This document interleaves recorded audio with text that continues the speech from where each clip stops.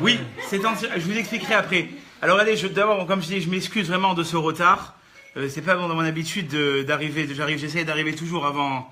C'est écrit que ce qu'on a reproché au clan d'Israël, c'est que quand Moshe Rabbeinu il a donné la Torah au peuple juif, les juifs ils étaient en train de dormir.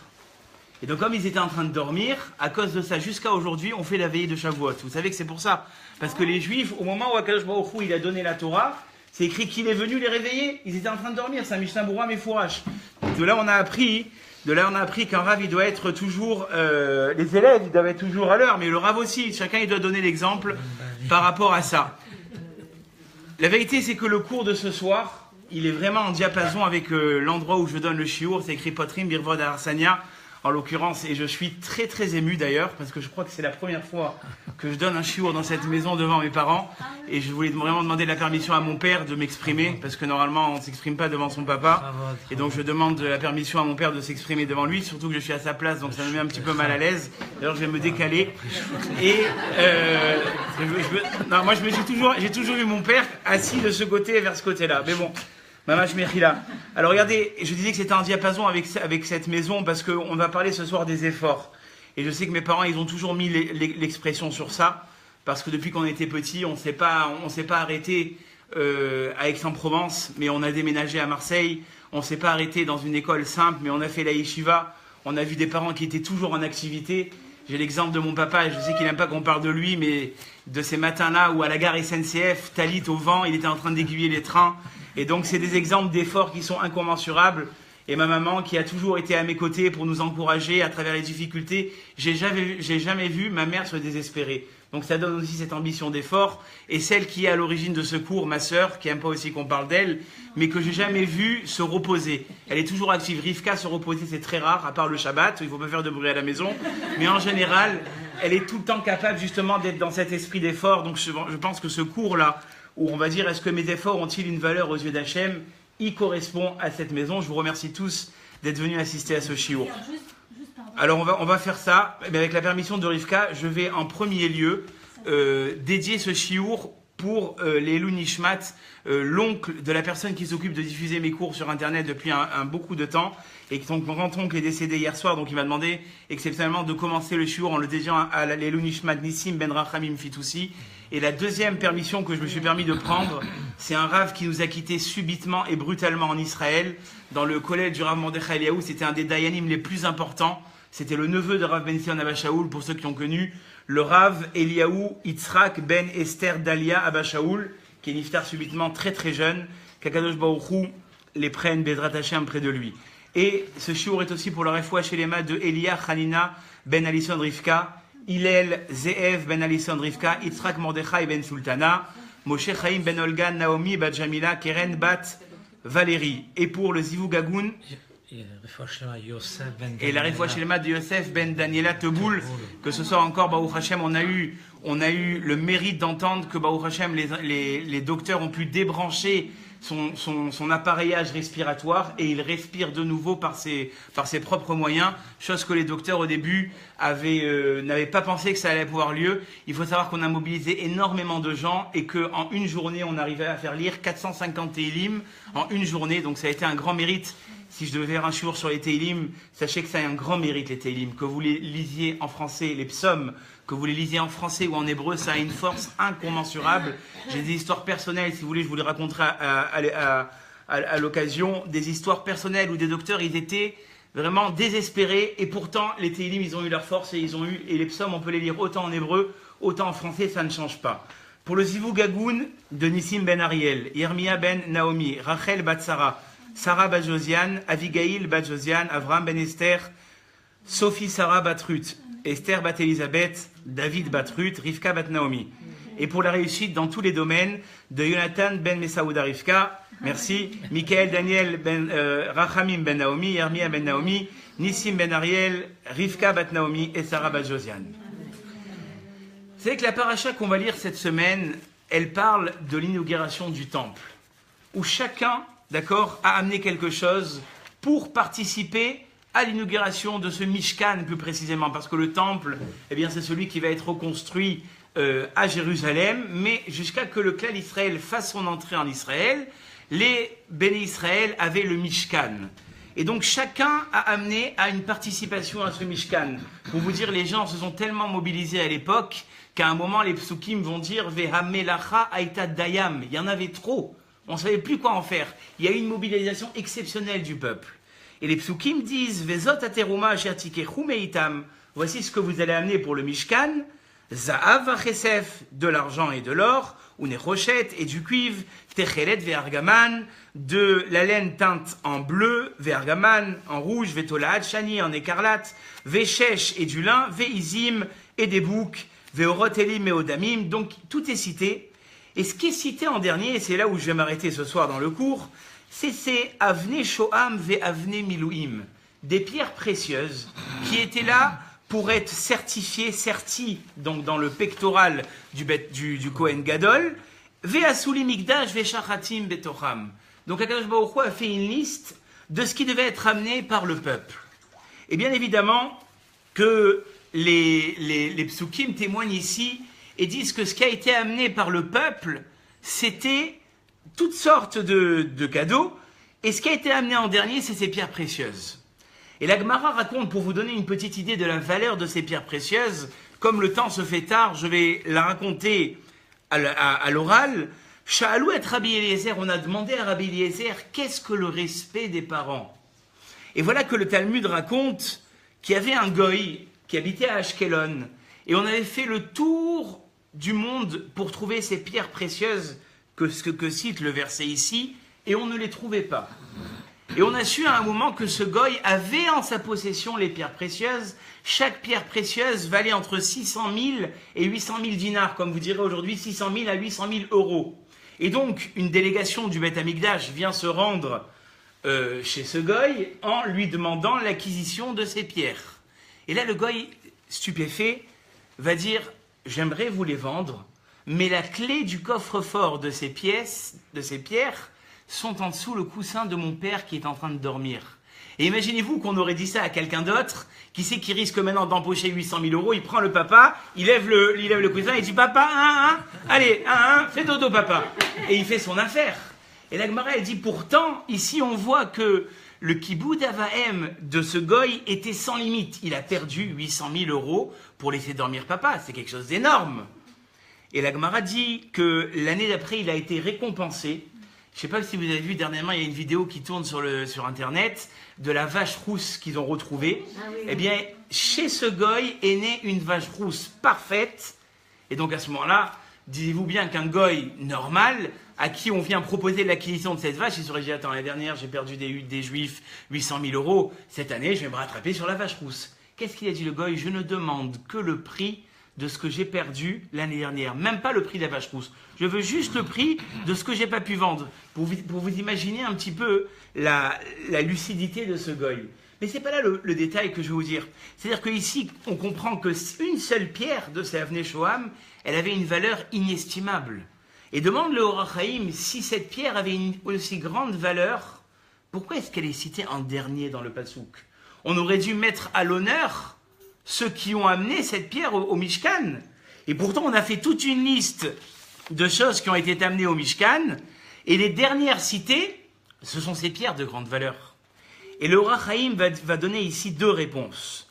Dira le Or HaChaim, parce que ces pierres ont été amenées par les princes, vous savez, ceux qui avaient les plus grands moyens, mais ils ont agi d'une façon qui n'était pas correcte. Qu'est-ce qu'ils ont dit, les princes? Ils ont dit que le peuple amène ce qu'il veut amener, et nous, on lâchera l'argent à la fin.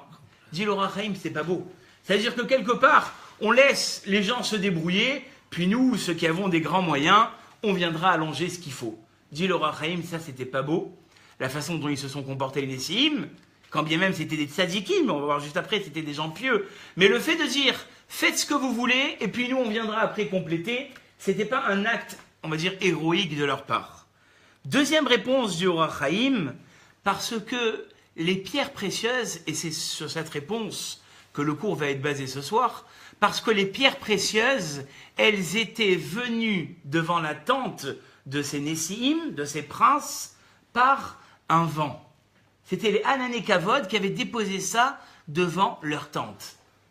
Et là, bien évidemment que il faudrait comprendre Je veux dire, moi j'aurais voulu avoir le mérite que chaque matin, quand j'ouvre mes volets à la maison, il y a à peu près 200 000 euros qui m'attendent.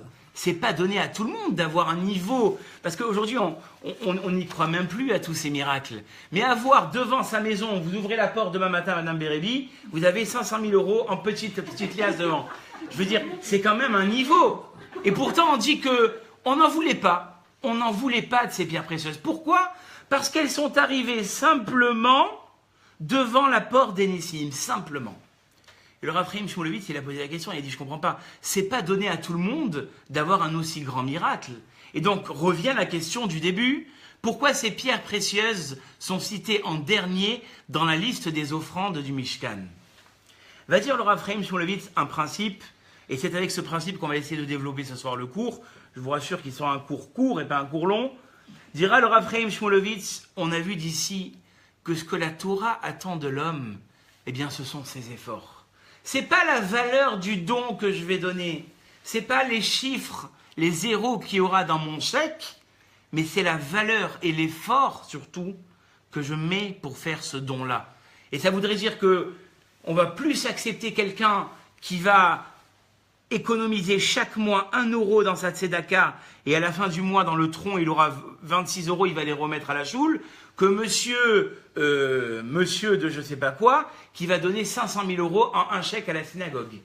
C'est-à-dire qu'on regarde plus l'effort, et c'est d'ailleurs ce qui était précisé dans la Torah, Asher yidevenu libo. Qu'est-ce qu'on a attendu des Juifs qui sont venus faire leur don au Mishkan? C'est ce que leur cœur avait donné. C'est pas la valeur, mais c'est le cœur. En quoi est-ce que tu t'es impliqué dans le Mishkan? Combien d'efforts tu as donné? Et je vais vous dire, c'est ramené dans plusieurs endroits dans la Gemara. Vous savez, il y a une souguia dans la Gemara où quelqu'un s'engage à garder les fruits de son ami. Et puis après quelques semaines, celui qui les garde, chez qui on a mis en dépôt, il se rend compte que les fruits sont en train de tourner de l'œil. Et la Torah, qu'est-ce qu'elle dit là-bas, la Gemara, le Talmud dit, ne va pas échanger ses fruits avec d'autres fruits. Parce qu'un homme voudra toujours plus ses fruits qu'il a cultivés. Sa petite tomate où il s'est levé tous les matins pour voir combien est-ce qu'elle avait poussé, cette petite tomate qu'il a préservée du vent, cette petite tomate qui s'est chaque matin soucié de voir est-ce qu'il ne lui manquait pas quelque chose, où il a défriché les mauvaises herbes autour, qu'une autre tomate qui lui sera achetée. La Torah dit « Rotse Adam bekav shelo, yoter mitisha kabin shel chavero » ça va même plus loin que ça. Un homme, il préfère 1 kilo, mais qu'il a vraiment travaillé et qu'il a fait des efforts pour les avoir, plus que 9 kilos que son ami lui aura donné. Donc on voit ici un petit peu la valeur de l'effort. Et c'est ça qu'Akadosh Baruch Hu, il va considérer. Et c'est ça qu'on va essayer de développer ce soir. Akadosh Baruch Hu, il ne va pas considérer le nombre de mitzvot que je vais faire, mon engagement profond dans le judaïsme. Et c'est risqué de dire ça. Parce que quelque part, on pourrait croire que ce qu'Akadosh Baruch Hu attend de moi, c'est beaucoup d'engagement. Dit la Torah, c'est pas l'engagement qui compte, certes il est important, mais c'est la qualité de ce que tu t'es engagé, l'effort que tu as mis.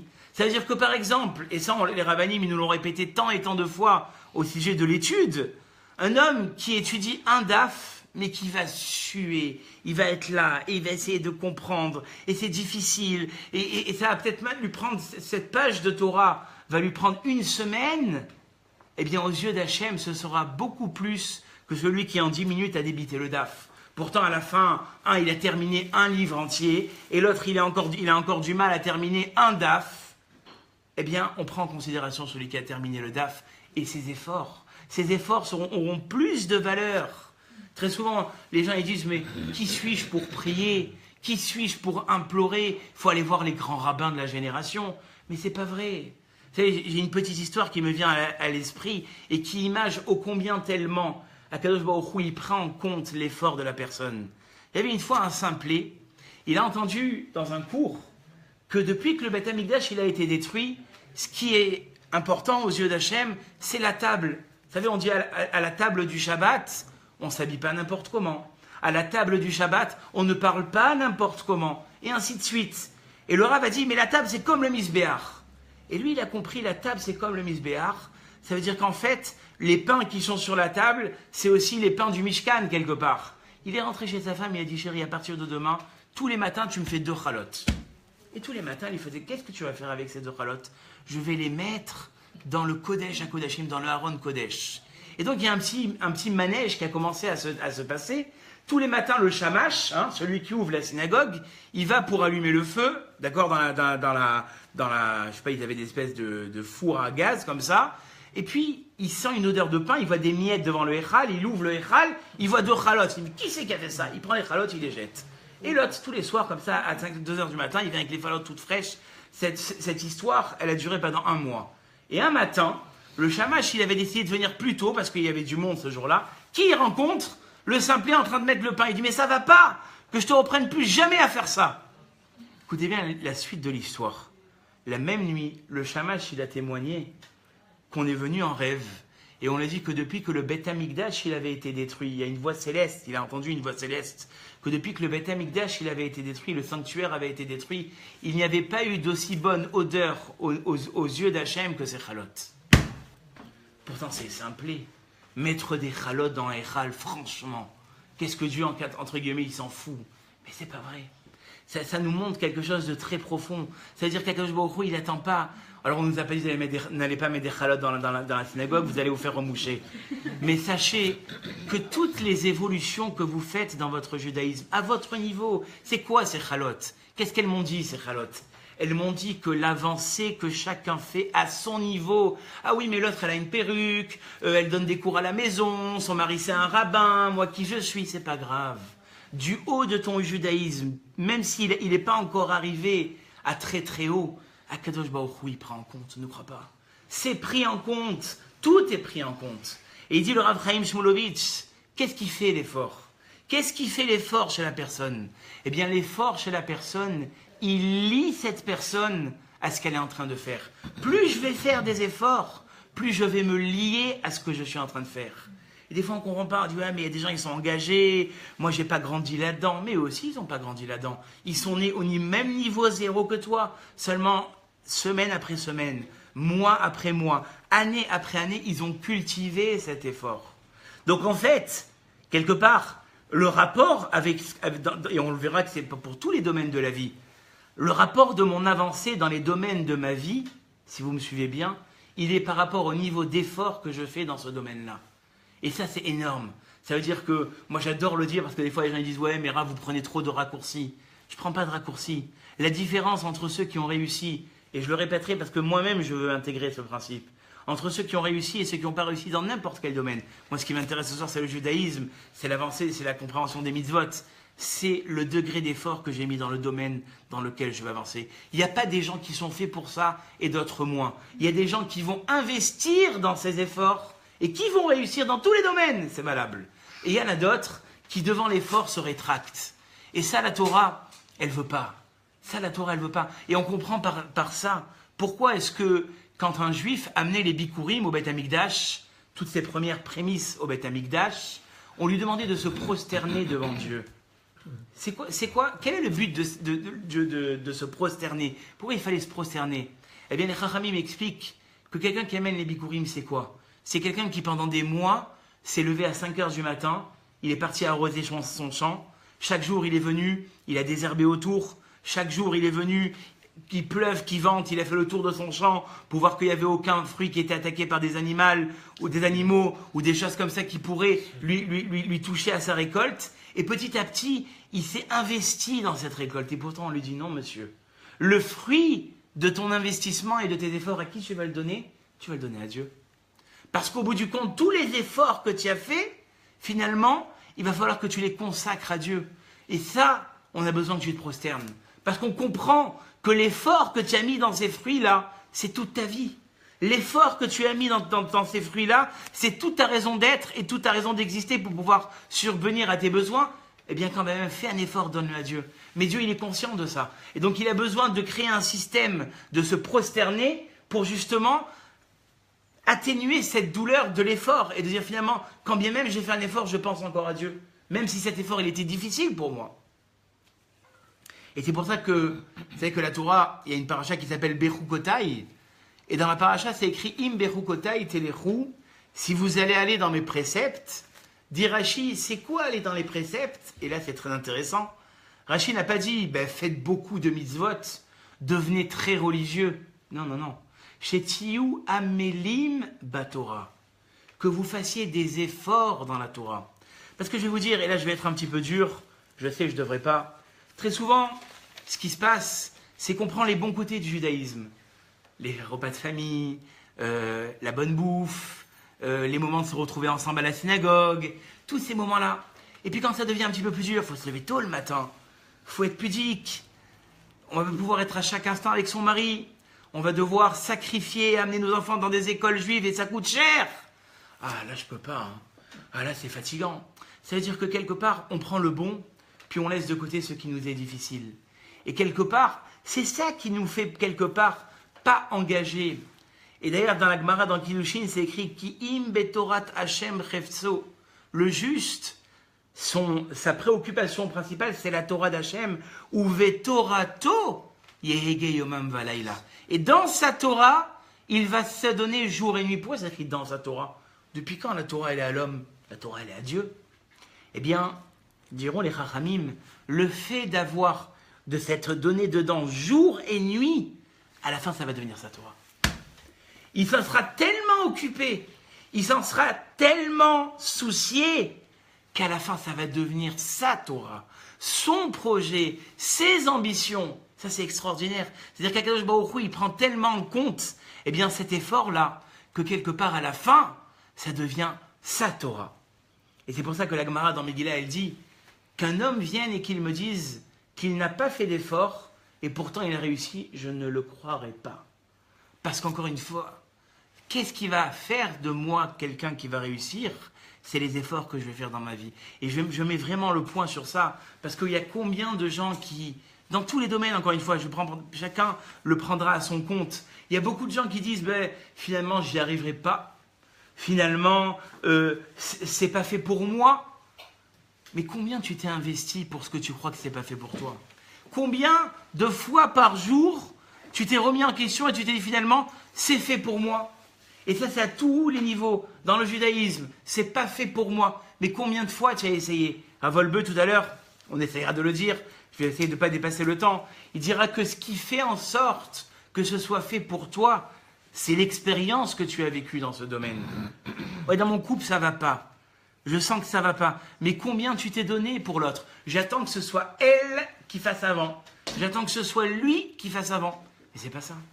Le résultat de la réussite de ton couple, c'est combien est-ce que toi tu t'es investi pour l'autre. Parce que tant que tu attendras de l'autre, l'autre il n'avancera pas. Quelque part, qu'est-ce qui va faire qu'on va réussir ensemble? C'est les efforts réunis de chacun.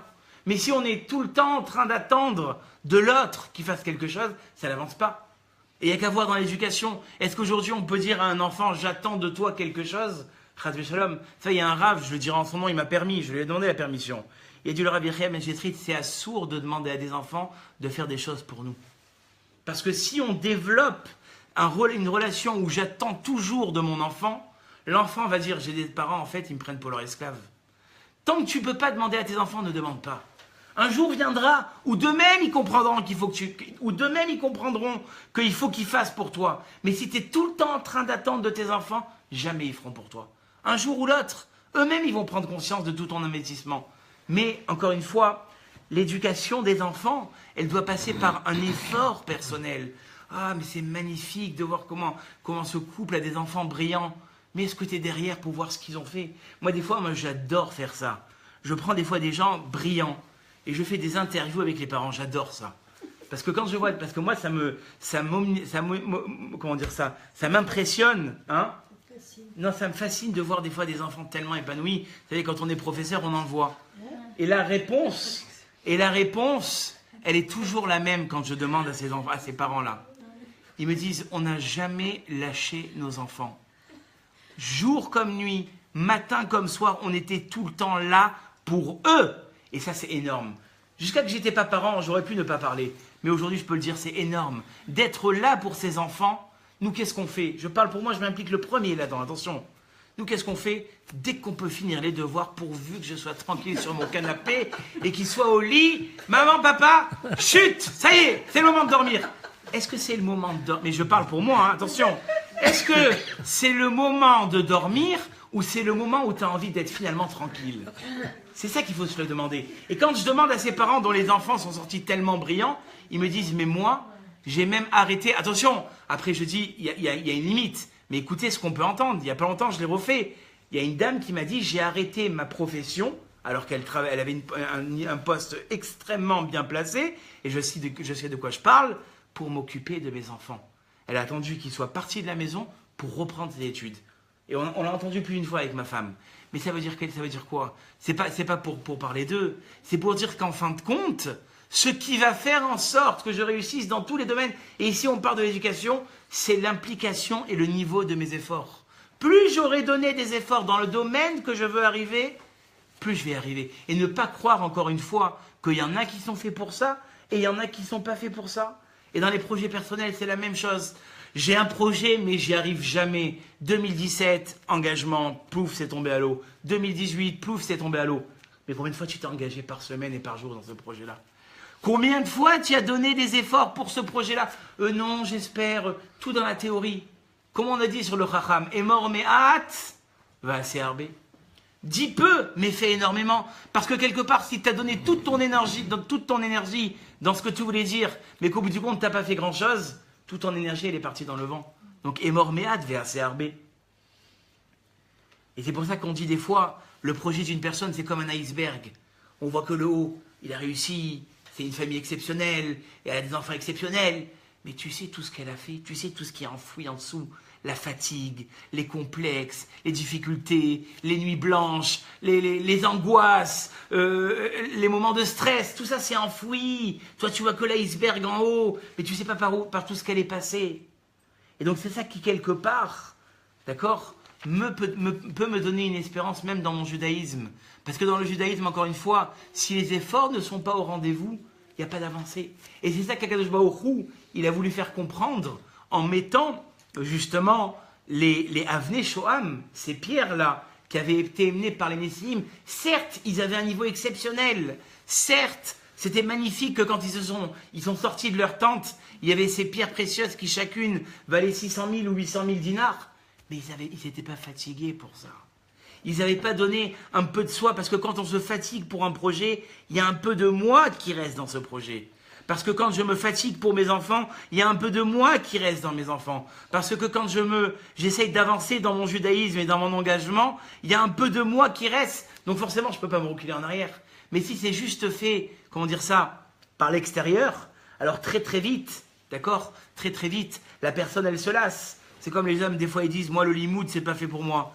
Et combien de fois tu vas étudier par semaine? Une fois par semaine. Il faut encourager les maris à aller étudier la Torah. C'est pas en une seule fois, comme on va voir tout à l'heure dans le Rav Wolbe, qu'on va pouvoir décider que la Torah elle est faite pour moi. La religion c'est trop compliqué. Mais est-ce que tu as regardé que les côtés astreignants de la religion, ou tu as vu aussi la beauté de la chose? Les gens ils disent, oh, Shabbat, fermer mon magasin, mais tu te rends pas compte, le chiffre d'affaires, et m'arrêter de fumer, mais c'est insupportable. Mais ne regarde pas ça de ce côté-là. Regarde le côté que tu vas te retrouver avec ta famille. Regarde le côté qu'une fois par semaine, tu vas faire le vide dans ta tête. Un goy, il n'a pas ce mérite-là. Un goy, il n'a pas le mérite de pouvoir prendre son portable, passer sa main sur le rouge et de dire pendant 24 heures, je me consacre à autre chose. Leur vie, c'est métro, boulot, dodo, métro, dodo. Dodo, Akadosh Baruch Hu, il a fait quelque chose d'extraordinaire. C'est qu'une fois par semaine, je peux me déconnecter. Et pas de n'importe quelle façon. Parce que si tu te déconnectes pour te remplir ton ventre, aller faire la sieste, retourner manger, ça c'est pas... Non, j'ai profité enfin de pouvoir parler avec mes enfants. Comme j'ai dit, je l'ai dit dans plusieurs cours pour les fidèles élèves, j'ai envie de commercialiser une boîte où on va pouvoir rentrer nos portables dedans et ne pas les utiliser 1 heure par jour. Tu mets le portable, la boîte elle se fait. Il y a des Américains qui l'ont mis en place, mais le projet n'est pas encore sorti. Non, je parle en semaine, qu'on puisse... Parce qu'aujourd'hui, on est comme ça. Ça va, tu vas bien? Ouais, ça va, tu as passé une bonne journée. Excuse-moi, il y a ma série qui commence, donc j'arrête le téléphone, mais je vais sur la télé. Et après la télé, je dois envoyer des mails. Et après les mails, c'est déjà le moment de partir au travail. Puis je repars. Vous vous rendez pas compte dans quel monde de fou on vit? Il y a des moments où si des fois on serait en train de se filmer, mais on dirait mais on est des grands malades. Et je parle pour moi, on est devenu... C'est-à-dire qu'aujourd'hui, on a créé une technologie qui nous prend jusqu'aux tripes. Je parle pour moi, hein, Madame Bensoussan.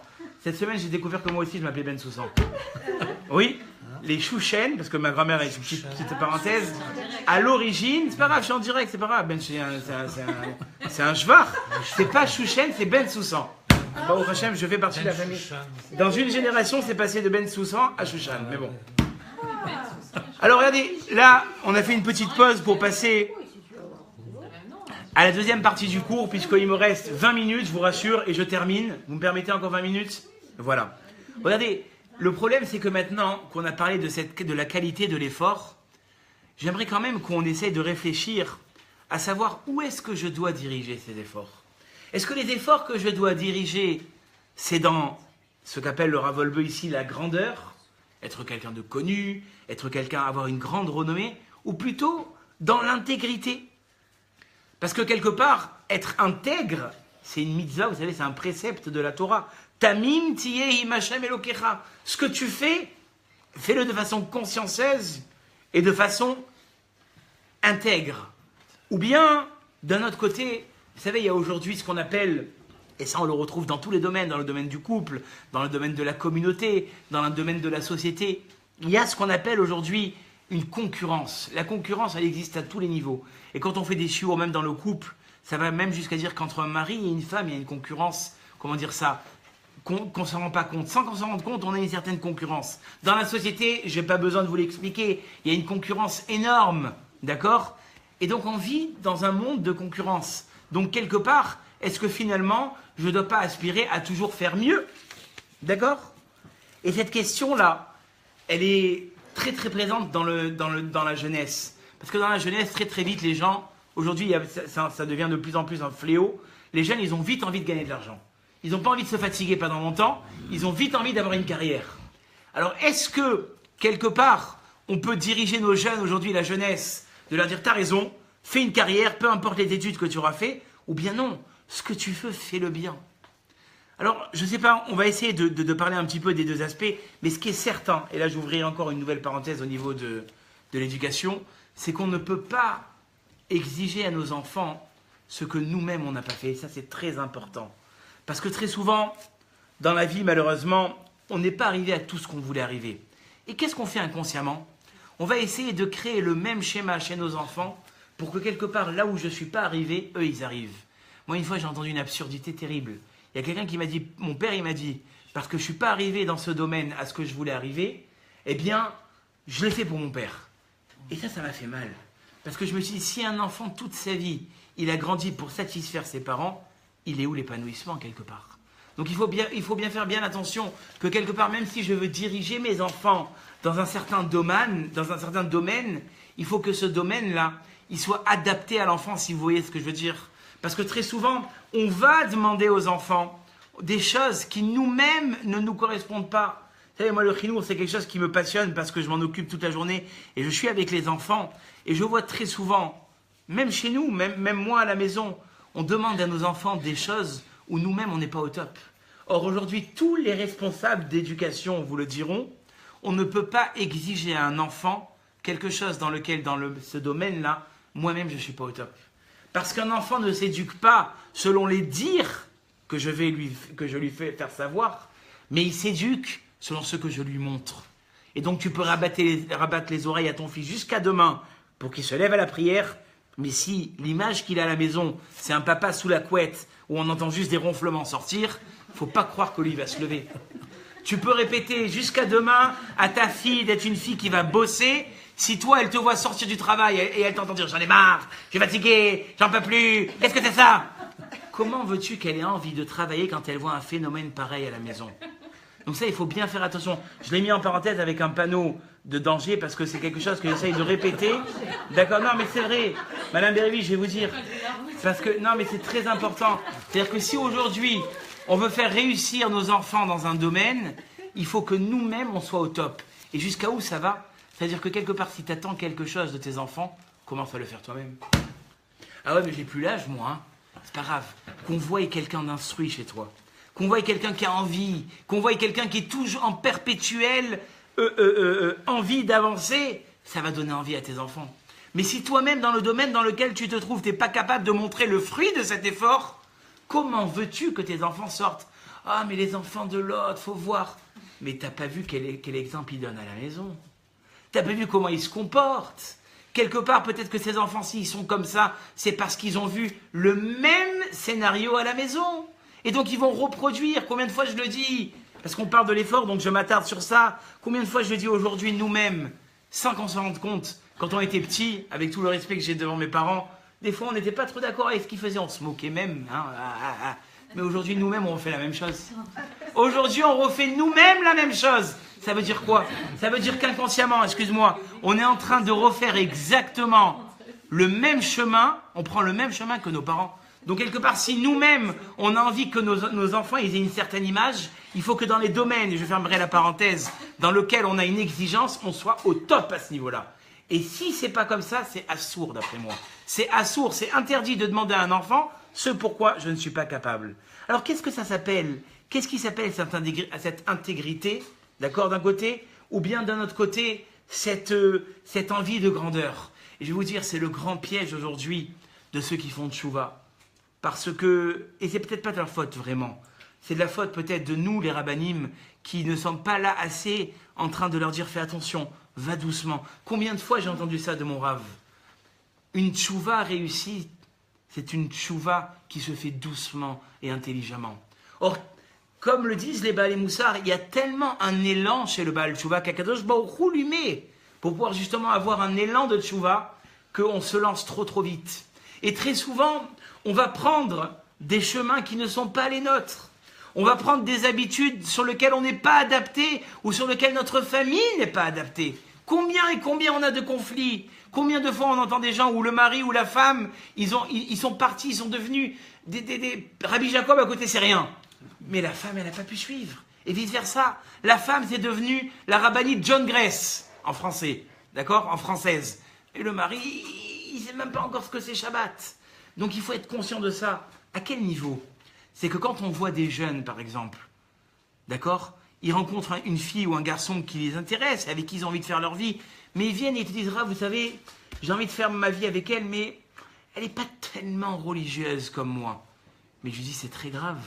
Parce qu'aujourd'hui, c'est tout mignon, c'est tout beau, c'est tout rose, c'est un film d'amour et t'es content. Mais après, quand tu vas vivre avec la personne toute ta vie, il va falloir la tirer. Est-ce que tu crois qu'elle va pouvoir changer? Comme je dis déjà, le mariage, c'est assez compliqué comme changement. J'ai répondu ça à quelqu'un il n'y a pas longtemps. Je lui ai écrit cette chose-là. Je lui ai dit, le mariage, c'est assez compliqué comme changement, parce qu'on vient chacun avec son sac d'habitudes, d'accord? Et on se trimballe et on vient chacun pour essayer d'imposer ce qu'on a vu à la maison, pour qu'en plus de ça, tu imposes à ton conjoint un peu plus de religion. Donc il faut faire bien attention à ça.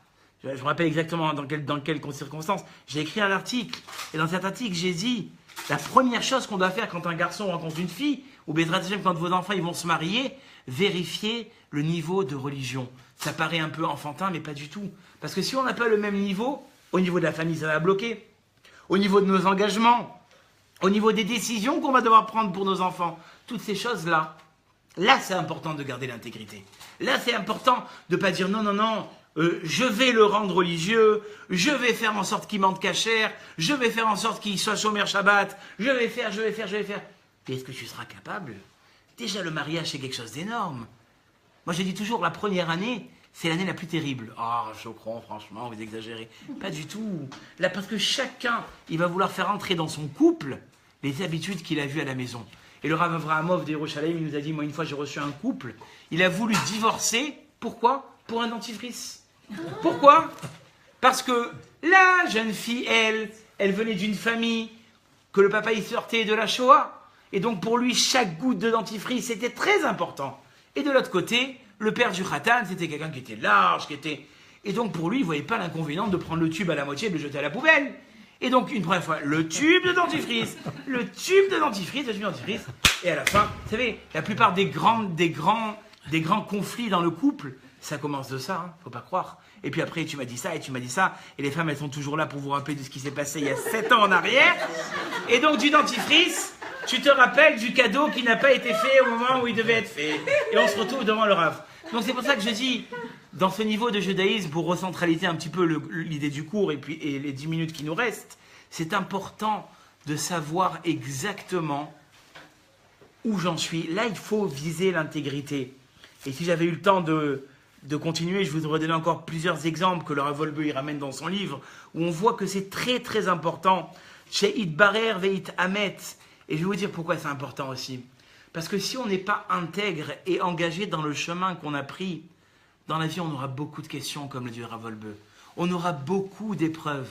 Et si le judaïsme que je pratique, il n'est pas assez enraciné dans mes gènes et dans ma vie, au moindre coup de vent, on va avoir des questions contre Dieu. Et donc c'est pour ça que c'est important, même si, vous savez, comme j'ai dit tout à l'heure, il y a cet esprit de concurrence, et il y a cet esprit d'être regardé par les autres. Très souvent on dit, oh, mais ça se fait pas, tout le monde fait ça, alors moi aussi je vais le faire. Oui, mais attends, toi aussi tu vas le faire, mais il faut que tu sois capable de le faire. Il y a des choses qui ne sont pas encore à ton niveau. Il y a des choses que tu n'as pas assez inculquées pour pouvoir les tenir pendant un certain temps. Et il faut être ancré, comme il dit ici le Rav Wolbe, Vayavo Yaakov Ishtam, Vayavo Yaakov Shalem. Yaakov, à travers toutes les difficultés qu'il a eues depuis sa naissance, où il a dû se sauver après quelques années de son frère, où il a été arnaqué par son beau-père, où on a pris sa fille en captivité, où on lui a enlevé Yosef. Et Yaakov, il est Shalem. Yaakov Shalem, avec une vie pareille, quel juif peut encore tenir? Mais nous, on aurait tout lâché. Il dit le Rav Wolbe, c'est quoi le secret? C'est que Yaakov, il s'est fait un programme. Yaakov, il s'est fait un programme et un but vers lequel il allait. Et ce but-là, toute sa vie, il lui a rappelé vers où il allait. Et il dit le Rav Wolbe, on aurait pu entendre ici le discours d'un coach, mais pas du tout. Il dit le Rav Wolbe, c'est assourd qu'un homme, il avance dans sa vie sans des buts précis. Que chaque jour de ma vie, je trouve une signification à ce que je suis en train de faire.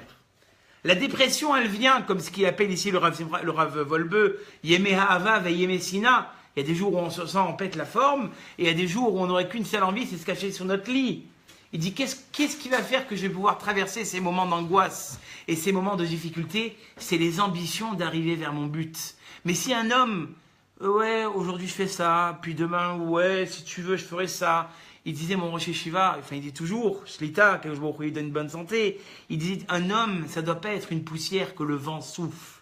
Ça doit être quelqu'un qui sait exactement ce qu'il fait de sa vie. Et moi j'apprécie énormément les gens qui sont comme ça. Parce que malheureusement, il y a des gens qui, au Hachem, chaque minute de leur vie, c'est pas des cadres, c'est pas des gens qui gèrent des fortunes ou quoi que ce soit, mais c'est des gens qui savent exactement vers où ils veulent aller. Et puis, quelques années, 10, 15 ans plus tard, on revoit les mêmes personnes avec qui on a vécu, les mêmes personnes qui ont fait la même école que nous, et on voit qu'ils ont construit des mondes entiers. Et nous, on est là à dire, et pourquoi pas moi? Parce que eux, toute leur vie, il dit ici le Rav Wolbe, ils ont été rigoureux vers le but vers lequel ils voulaient arriver. Et autrement, il dit le Rav, on ne peut pas y arriver. C'est les premières paroles du Messiat Yesharim. Le Messiat Yesharim, il dit, She'it barer veit hamet etzel kol ha'adam ma chovato be'olamo. Qu'un homme prenne conscience à chaque instant quelles sont ses obligations. Et c'est selon ça qu'on doit vivre. Parce que si je n'ai pas mes obligations en tête, qu'est-ce qui va se passer? Dès qu'il va y avoir un petit souci, ah, j'ai plus la force, ça y est, je suis fatigué. Mais si j'ai calculé le fruit de mes efforts, j'ai dirigé mes efforts vers un but bien précis, alors à ce moment-là, tout paraît quelque part différent. Parce que j'ai donné, comment dire ça, une raison à tout ce que je suis en train de faire. Un sens et une raison. Maintenant, qu'est-ce qui nous empêche d'être autant studieux? Pourquoi on n'est pas tous comme ça, studieux? Aujourd'hui, je fais ça, demain, je fais ça, après, j'arriverai à cette étape. Pourquoi on n'est pas? Il dit le Rav Wolbe parce que, malheureusement, la personne, très très souvent, elle vit avec ce qu'on appelle le Muskal Rishon. Le Muskal Rishon, c'est la première expérience. Dans votre vie, vous avez essayé de nombreuses choses. Il y a des choses qui se sont bien passées et d'autres un petit peu moins. Et donc, qu'est-ce qui se passe? Comme il y a des choses qui se sont bien passées, inconsciemment, vous les avez continuées, dit le Rav Wolbe. Mais il y a des choses où ça a été tellement dur, ça a été tellement éprouvant, on vous a tellement critiqué, on vous a tellement dit que ce n'était pas fait pour vous, que vous avez laissé tout tomber. Il dit le Rav Wolbe, un homme fonctionne malheureusement avec la première impression. Et donc c'est très très important. Et là aussi, je le souligne au niveau des enfants, combien c'est important, comme je dis, la première année par exemple où il rentre au CP, un petit bout de chou comme ça qui va rentrer au CP, il faut lui faire une fête la première année. Alors, comment s'est passée ta journée? T'as eu un bon point, super le bon point. T'as eu un cadeau, super le cadeau. Et vas-y, il faut en faire un monde. Pourquoi? Parce que ces premières années-là, c'est ça qui va lui donner la possibilité de croire en lui et d'avancer et d'être encore mieux que ça. Mais dans le judaïsme, c'est la même chose. Dans le judaïsme, si votre première expérience du Shabbat, elle a été exceptionnelle, vous referez des Shabbatot. Si votre première expérience d'être pudique, elle a été exceptionnelle, vous serez encore plus pudique. Et ça, malheureusement, c'est aujourd'hui la divergence qu'on a entre le monde religieux et celui qui ne l'est pas. Le monde religieux, il attend beaucoup, beaucoup, beaucoup.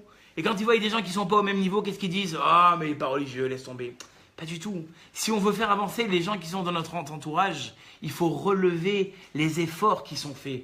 Parce que si on a relevé correctement ces efforts, donc la première impression a été bonne, et donc ça donnera à la personne l'envie d'avancer, l'envie d'en faire encore plus. Et très souvent, qu'est-ce qui se passe? On fait très mal vivre ces premières expériences, tant à nos enfants, tant à notre entourage. Et donc, dit le Rav Wolbe, malheureusement, comme toutes ces expériences-là, elles ont été tellement mauvaises au début que la personne n'a plus envie de faire des efforts. Mais si on ne s'arrête pas à ça, si on va un petit peu plus loin, si on est capable de faire l'impasse, cette fois-ci c'est assez mal passé, t'as pas accroché avec le Rav, peut-être qu'il y en a un autre avec qui tu accrocheras beaucoup mieux. À l'époque, être pudique c'était difficile pour toi, mais peut-être qu'on t'a fait de la pudeur quelque chose d'horrible, mais finalement c'est peut-être pas si bien, c'est peut-être pas si difficile de se couvrir la tête. Peut-être qu'on t'a dit que c'était difficile de manger cachère, mais parce qu'on t'a montré que des aliments qui étaient pas bons. Finalement, aujourd'hui c'est exceptionnel de pouvoir manger cachère. Peut-être que le Shabbat à l'époque tu l'as vu comme une contrainte, mais aujourd'hui si tu commences à respecter le Shabbat et voir comment est-ce qu'à toi tu vas le faire, mais ça va être quelque chose d'exceptionnel. Donc encore une fois, si on a envie d'avancer, il faut faire ce travail, comment dire ça, d'effacer tous ces muskal rishon, tous ces a priori. Parce que des fois, tant nos parents et tant nous-mêmes, on nous a inculqué des a priori qui nous barrent la route. Et si on arrive à faire l'impasse sur ces a priori, eh bien quelque part on a déjà fait la moitié du travail. Le Rav Yitzhak Koutner, je vous le lis en français, il a dit une phrase exceptionnelle. Il a dit que le plus grand des reniements de la foi juive, c'est s'enlever le srout, le mérite de pouvoir essayer. Quand tu t'es enlevé le mérite d'essayer, tu as déjà enlevé 50% des chances de pouvoir réussir. Alors que si tu avais essayé, mais tu aurais vu qu'en fait, tu étais fait pour ça. Si tu avais juste mis un pied dedans, tu aurais vu au combien est-ce que c'est magnifique. Seulement, comme on a dit tout à l'heure, on vit avec ses a priori. Maintenant, qu'est-ce que c'est la grandeur? C'est la grandeur, il dit ici le Rav Wolbe, ça passe par 3 étapes. Il y a d'abord la connaissance de la grandeur, l'effort et enfin l'atteinte. Au sujet de Moshe Rabbeinu, c'est écrit que 2 fois, Vaïgdal Moshe, Moshe a grandi et il est sorti vers ses frères. Et de nouveau, c'est écrit Vayehi, Gadal, Vayehi Leish. Encore une fois, c'est écrit et Moshe il a grandi. Ça y est, il a grandi. Combien de fois il grandit? Il dit le Ramban, pas du tout. La première fois, c'était dans la taille. Mais la deuxième fois, quelque part, c'était dans la connaissance. Aujourd'hui, ce qui quelque part, nous freine devant cette avancée, c'est qu'on ne prend pas assez connaissance. On ne se documente pas assez. Comme j'ai dit il y a 2 semaines à la radio, on n'est pas assez curieux. Curieux? Ah, je comprends, c'est pas une bonne qualité d'être curieux.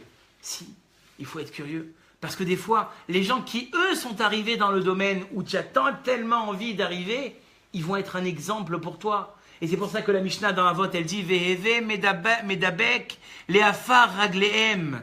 Et colle-toi la poussière de leurs pieds, des raramim. Quoi, on est des balais? Non, pas du tout. Parce que quand tu vas voir le gadol agir, quand tu vas voir la personne agir, ça va te donner envie d'agir. Mon Rav, il nous disait toujours, Rav Mrejen Shlita de Yerushalayim, où j'ai assisté souvent à des shiurim, il disait, vous avez des projets dans la vie, associez-vous aux bonnes personnes. Parce que malheureusement, comme j'ai dit tout à l'heure, aujourd'hui la concurrence, qu'est-ce qu'elle fait? C'est que très souvent on va te dénigrer juste pour ne pas te donner l'envie d'avancer. Alors que si tu te mets avec les personnes qui ont les mêmes ambitions que toi, non seulement elles vont te pousser vers le haut, et elles vont te donner envie d'être ce qu'elles sont aussi. Donc prends-toi des exemples. Prends-toi des personnes qui vont te donner, qui vont t'aspirer l'envie. Parce que si toute la journée tu es avec des gens qui disent j'ai pas envie, je suis fatigué, on peut te rappeler je dors, ça va pas te donner envie ça. Mais si tu es avec des gens qui c'est des moteurs, que du matin au soir, ils avancent, ils accélèrent, ils accélèrent, forcément ça va te donner envie d'avancer. Donc il dit quelque part, on doit avoir cette connaissance. La grandeur, elle passe par la connaissance, par où je dois passer pour aboutir. Et donc, ce principe-là, il va m'aider dans énormément de domaines. Si j'ai compris quel est le mérite à la fin d'avoir abouti à de hautes études, et que je me suis documenté, et que j'ai vu des gens dans ce domaine-là, ça va me donner envie d'avancer. Si j'ai compris quel est le mérite de pouvoir arrêter de fumer, alors à ce moment-là, je vais arrêter de fumer. Si j'ai compris les avantages de ne pas être paresseux, et ce que les gens ont gagné à ne pas être paresseux, ça va me donner envie de ne pas être paresseux. Si j'ai compris quelle est l'importance de la tchouva, et que plus tard, Bezrat Hashem, je vais laisser des enfants derrière moi qui seront engagés dans la Torah, ça va me donner envie de faire tchouva. Et ça, c'est pareil pour tout. Seulement, comme j'ai dit tout à l'heure, il faut être minutieux. Aujourd'hui, et même les goïms, ils l'ont compris. Des fois, j'entends des discours, parce que moi, je m'intéresse à beaucoup de discours, et je vois que même ceux qui dirigent un peu les goïms, ce qu'on appelle aujourd'hui les coachs, ils disent aujourd'hui, il faut être très minutieux, mais la Torah, elle a dit avant ça, le seder, derech eretz, kadma la Torah, c'est quoi le derech eretz? C'est la façon dont tu agis tous les jours. Le sabbat de Kelem, il dit ici, le Rav Wolbe, il avait des moments d'études de 8 heures d'affilée, sans s'arrêter. Cette fille-là, elle durait 1 heure.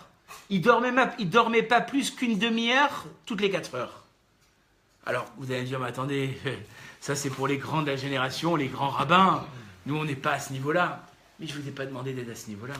Je vous ai demandé juste d'observer l'assiduité de cette personne. La façon dont chaque jour elle a procédé. Et elle ne sait jamais... Vous savez, Rav Meir Sobag, j'étais, comme on l'a dit tout à l'heure, Medabak Be'afar Aglehem, pour ceux qui l'ont connu, je l'ai énormément suivi. Et un jour, je ne me suis pas empêché de lui demander, je lui ai dit, Rav, comment vous avez fait pour arriver à ça? Et je me rappelle, j'ai encore cette voix qui murmure, il m'a dit, Nathan, chaque jour, je fais les mêmes choses à la même heure. Ah, au début, ça m'a paru comme quelque chose de, ouais, bon, vous êtes un Rav. Pas du tout. Parce que quelque part, il a eu tout à fait raison à ce bague. Qu'est-ce qu'il a fait de lui, l'homme qu'il était? C'est qu'il a répété ses efforts en permanence. Il ne s'est pas dit, aujourd'hui j'ai essayé, oui, ça pique, j'arrête. Jour après jour, jour après jour. Qui a compris ce message? Je terminerai par ça. Rabbi Akiva. Rabbi Akiva, il était devant un rocher, et puis il a vu qu'il y avait un trou. Et il s'est rendu compte que c'était une goutte d'eau qui avait percé le rocher. Quoi, une goutte d'eau, elle va percer le rocher, ça ne va pas chez toi. C'est vrai, aujourd'hui, elle n'a pas percé. Mais 1 semaine, 1 mois, 1 an, des années, elle a percé le rocher. Et donc, quelque part, si aujourd'hui, je vous dis, je suis en train de vous donner la clé de, même pour moi, si on se le répétait assez de fois, si aujourd'hui on n'est pas arrivé au bout de ce qu'on voulait arriver dans tous les domaines, c'est qu'on n'a pas eu assez de persévérance. Il dit le Rav Wolbe, c'est quoi la grandeur? C'est la persévérance. Le sabbat de Kelem, il a eu cette persévérance à son niveau. Mais il a commencé par des...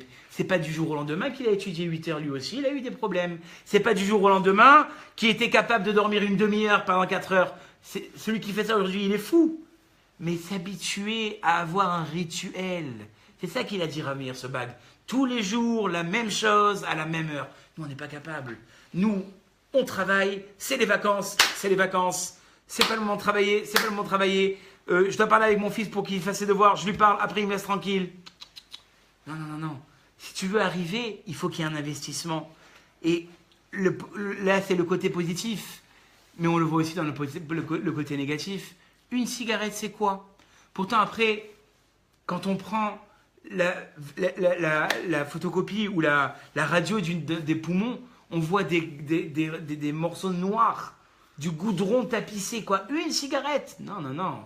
C'est pas une cigarette. C'est 35 000 cigarettes à l'année, voire plus, qui ont fait ce qu'elles ont fait à la fin. C'est pas une cigarette qui a fait faire ça. C'est le mal jour après jour.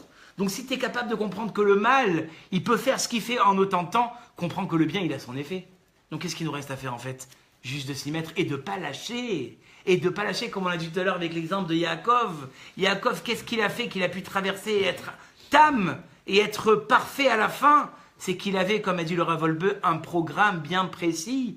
Donc ce qu'il faut faire, c'est faire comme à l'école. Je prends un papier. Moi, mais qui je suis? Moi, j'ai pas d'entreprise, c'est pas grave. Toi, du haut de ta hauteur, tu vas arriver à la fin de l'année à telle et telle persévérance. Dans le judaïsme, dans ton engagement dans la Torah, vis-à-vis de ta relation dans ton couple, vis-à-vis de la relation avec tes enfants, tu vas arriver. On t'a pas dit de changer du jour au lendemain. Personne ne change du jour au lendemain. Mais on t'a demandé une seule chose, de ne jamais arrêter ton effort. Et quelqu'un qui a compris ça, comme il dit le Rav Wolbe, il a accédé à la grandeur. Non seulement il est intègre, il va doucement, mais il ne s'arrête jamais. Et enfin, pour conclure, je terminerai avec ça, il dit le Rav Wolbe, il faut avoir un grand cœur. Alors pas un smiley dessiné sur la poitrine, mais un grand cœur. Il dit le Rav Wolbe, aujourd'hui les gens, ils se suffisent d'une petite Torah, d'une petite maison. Il dit le Rav Wolbe, on doit être capable de voir les choses en grand. Pas dire, oh ben j'irai un cours de Torah quand Rivka Chokron elle m'a saoulé pendant 10 fois à m'appeler, j'ai été. Non, non, non, je vais me faire l'assiduité de me dire, une fois par semaine, et Baruch Hashem, comme je dis toujours, Rav Ochana, Baruch Hashem, il a ouvert grand ses portes, et il y a des shiurim, les rabbinim de chaque communauté, ils s'arrangent pour qu'il y ait des cours. Je vais me faire une assiduité. Je fais des petites études pour essayer de finir, infirmière. Non, fais des études pour devenir professeur. Tu n'arriveras pas à être professeur, mais au moins tu auras eu l'ambition, tu auras eu ce lève gadol. Je vais m'arranger pour gagner 1 000 euros par mois. Non, arrange-toi pour gagner 10 000 euros par mois dans le domaine, du matériel, et ainsi de suite. Je vais me couvrir la tête que pendant les fêtes et que pour Yom Kippour. Non, dis-toi que tu vas te couvrir la tête pour tout le temps et que tu vas commencer par les fêtes, mais jamais arrête ton ambition. Et ça, c'est pareil dans tous les domaines. C'est-à-dire que qu'est-ce qui va faire le fruit de ma réussite? Ça prendra du temps. Le rocher, rappelez-vous cette image de Rabbi Akiva, il ne s'est pas troué du jour au lendemain, mais la goutte n'a jamais cessé de couler. Voilà. Bezrat Hashem. Merci. Merci beaucoup. Merci. Merci beaucoup. Merci. Allez, maintenant, time to